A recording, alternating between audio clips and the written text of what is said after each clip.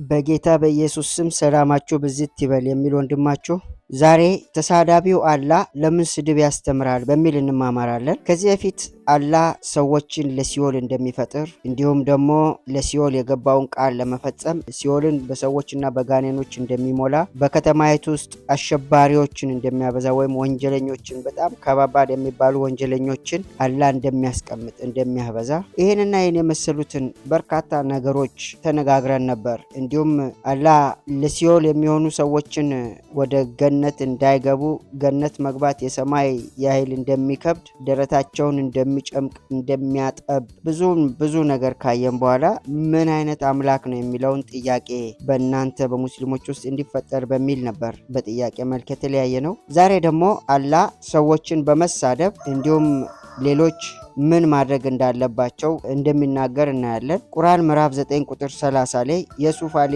የተረጎመውን በማየት እንጀምራለን። እንዲህ ይላል፣ አይሁዶች ኡዘይርን የአላህ ልጅ ነው ሲሉ ክርስቲያኖች ደግሞ ክርስቶስን የአላህ ልጅ ነው ይሉታል። ከአፋቸው እንዲህ የሚል አባባል ነው። በዚህም የመጀመሪያዎቹን ካዲዎች ይናገሩ የነበሩትን እንጂ ሌላ አይመስሉም። የአላህ እርግማን በእነሱ ላይ ይሁን ይላል። ይህንን ሳይንተርናሽናሉ ሲናገር የአላህ እርግማን አይልም። ሜይ አላህ ዲስትሮይ ደም ነው የሚለው። አላህ ያጥፋቸው ነው የሚለው። ሌሎችም ትርጉሞች አላህ ያጥፋቸው ነው የሚል እዚህ ጋር ለማሻሻል ሞክሯል የሱፍ አሊ። ከዚህ በፊትም በሰራሁት ቪዲዮ ላይ የጠየቁት ነገር ነበርና የቱ ጋ ነው አይሁዶች እዝራን የአላህ ልጅ ነው የሚሉት ወይም ኡዘይርን የአላህ ልጅ ነው የሚሉት? የትኛው መጽሐፍ ላይ ያለው? በታሪክ የትኛው መጽሐፍ ላይ እንዳለ አሳዩን በሚል ጥያቄ ጠይቄ እስካሁን ማንም የመለሰ እንደሌለ እናያለን። ክርስቲያኖች ክርስቶስን የእግዚአብሔር ልጅ ነው ይላሉ። አዎ ኢየሱስ የእግዚአብሔር ልጅ የተባለበትና ስጋ የለበሰበትን ለምን ወደዚህ ምድር ሰው ሆኖ እንደመጣ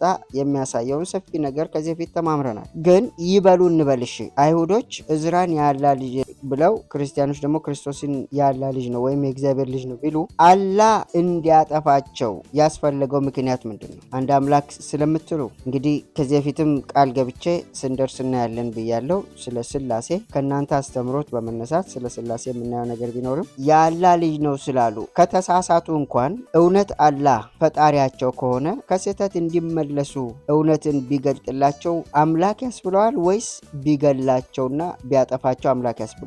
ሌላው አላህ ያጥፋቸው ሲል የትኛው አላህ ነው የሚያጠፋቸው?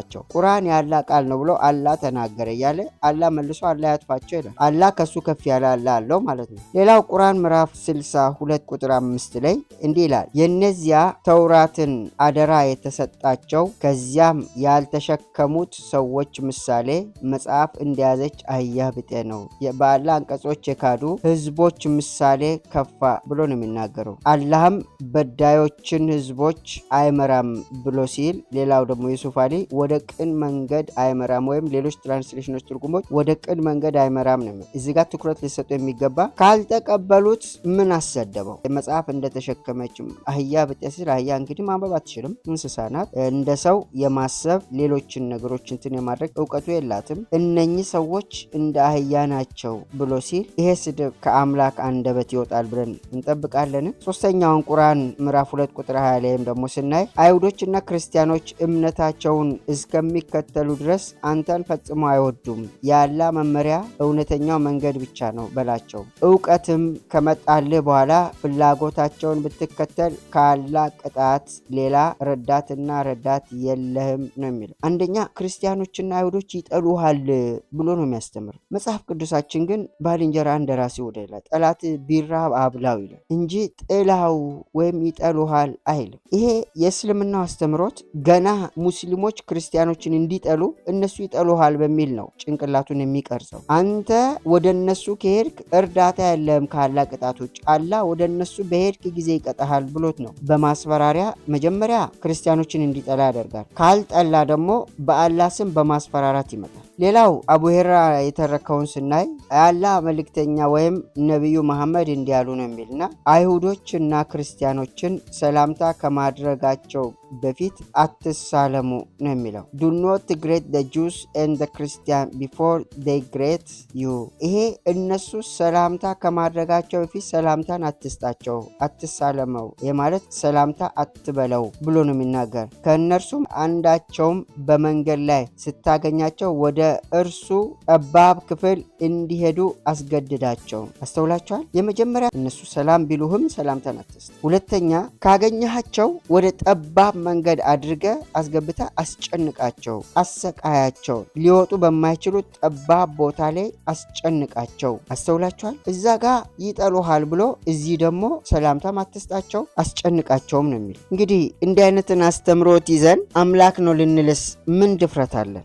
ምንስ የአምላክነት ባህሪ ይገለጥበታል ብለን እናምናለን? መጽሐፍ ቅዱሳችን ስለ ሰላም፣ ስለ ፍቅር፣ ስለ መዋደድ ነው የሚያስተምረው። እና ሙስሊም ወንድሞቼ ሁሌም እንደሚል ይሄ ቪዲዮ የሚደርሳችሁ በምክንያት ስለሆነ እግዚአብሔር ስለሚወዳችሁ ስለሆነ ይህን ቪዲዮ እንድታዩ ዕድልን የሰጠው በጌታ ፍቅር ቀን እያለ የምህረት ጊዜ ሳይቆረጥ ወደሚወዳችሁ ጌታ እንድትመጡ ጥሬን አቀርባለሁ። ኢየሱስ ዛሬም ይወዳችኋል። ኢየሱስ ዛሬም ፍቅር ነው። እውነተኛው የህይወት መንገድ እሱ ስለሆነ ወደሱ በመምጣት ከዘላለም ፍርድ እንድታመልጡ ጥሬን አቀርባለሁ። የጌታ ሰላም የሚበዛላችሁ ሰላምን ሊሰጥ ራሱን ስለእናንተ መስዋዕት ያደረገውን ጌታ እንደ ግል አዳኝ አድርጋችሁ ስትቀበሉ ስለሆነ ወደዚህ ጌታ እንድትመጡና እረፍትን እንድታገኙ ጥሬን አቀርባለሁ። ኢየሱስ ዛሬም ይወዳችኋል። ኢየሱስ ዛሬም እጁን ዘርግቶ ይጠራችኋል። ኑ እኔ አሳርፋችኋለሁ ይላችኋል። ስለሆነ ወደዚህ እረፍት ጌታ እንድትመጡ በጌታ ፍቅር እየጋበዝኩ የዛሬን ትምህርት በዚህ ያበቃለሁ። ቀጣይ ስለ አላህ